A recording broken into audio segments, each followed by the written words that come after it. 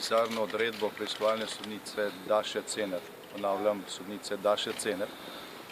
To je sodnica, ki je pred tedni zavrnila predajo dokumentov o nastanku bančne luknje Novi Ljubljanski banki preiskovalni komisiji Državnega zbora in s tem zaščitila milijardno krajo našega premoženja.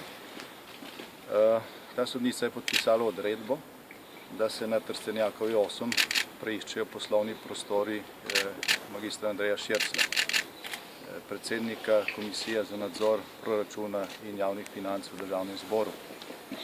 Gospod Šircelj pisarne nima na Trstenjakovi 8, ampak v Državnem zboru, ker je predsednik te komisije. In seveda tisti, ki so podpisali to odredbo, to vedo. Te pisarne tukaj zato ne bodo našli. Želijo pa zaseči tudi vse podatke za našega strežnika.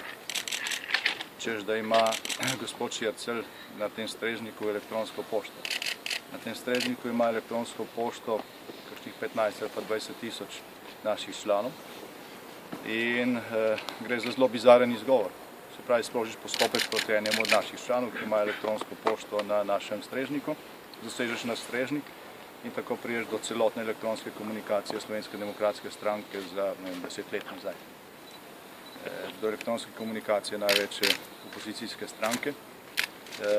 Jaz mislim, da si takšnega posega s tako bizarnim izgovorom ne bi spomnil niti Lukašenko v Belorusiji. Kaj še razen pošte na tem strežniku, morda tudi kakšni strankarski dokumenti, ki jih imate samo za interno uporabo ali kaj podobnega?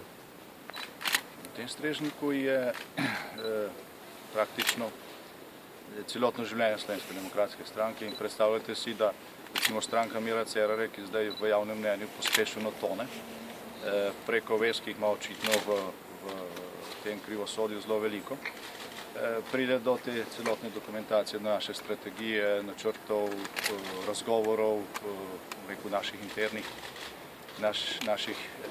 internih debat in tako naprej, da je kakšna prednost je to v političnem prostoru. Se pravi, menite,